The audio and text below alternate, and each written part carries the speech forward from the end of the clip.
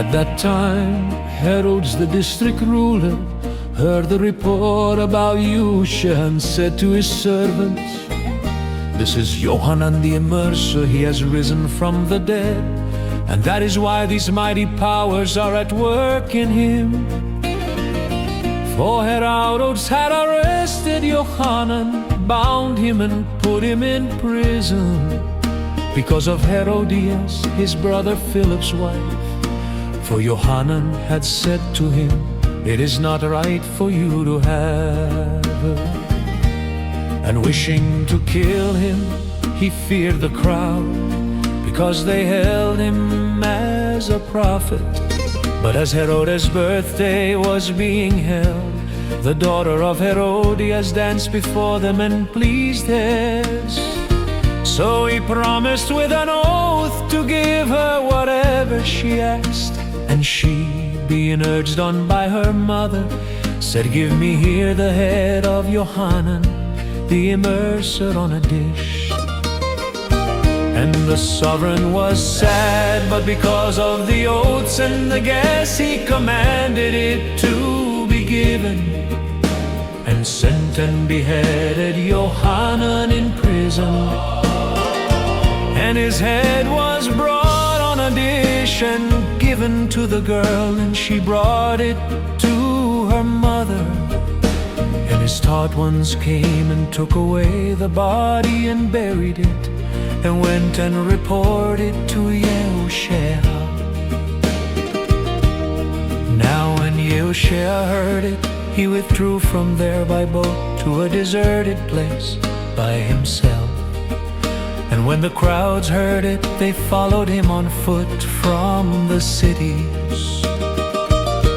And when Yehoshua came out, he saw a large crowd and was moved with compassion for them, and healed their sick. And when evening came, his taught ones came to him, saying, "This is a deserted place, and the hour is already late. Dismiss the crowds, so that they might go into the villages and buy food for themselves." But Yehoshua said to them, "They do not need to go away. Give them to eat yourselves." And they said to him, "We have here only 5 loaves and 2 fish." And he said, "Bring them here to me." And commanding the crowds to sit down on the grass, and taking the 5 loaves and the 2 fish, and looking up to the heaven, he blessed and broke and gave the loaves to the taught ones, and the taught ones gave to the crowds. And all ate and were satisfied, and they picked up the pieces left over, 12 baskets filled.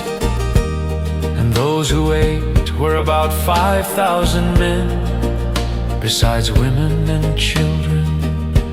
And immediately Yehoshua made his taught ones enter into the boat and go before him to the other side, while he dismissed the crowds. And having dismissed the crowds, he went up to the mountain by himself to pray. And when evening had come, he was alone there. But the boat was now in the middle of the sea, agitated by the waves, for the wind was against it. And in the 4th watch of the night, Yehoshua went to them, walking on the sea. And when the taught ones saw him walking on the sea, they were troubled, saying, "It is a phantom," and from fear they cried. But immediately Yehoshua spoke to them, saying, "Take courage, it is I, do not be afraid." And Kepha answered him and said, "Master, if it is you, command me to come to you on the water." And he said, "Come." And when Kepha had come down out of the boat, he walked on the water to go to Yahushua. But when he saw that the wind was strong, he was afraid and beginning to sink. He cried out, saying, "Master, save me." And immediately Yahushua stretched out his hand and took hold of him and said to him, "O you of little belief, why did you doubt?" And when they came into the boat, the wind ceased, and those in the boat came and did bow to him, saying, "Truly, you are the Son of Elohim." And having passed over, they came to the land of Gennesaret. And when the men of that place recognized him, they sent out into all that surrounding country and brought to him all who were sick, and begged him to let them only touch the tzitzit of his garment. And as many as touched it were completely healed.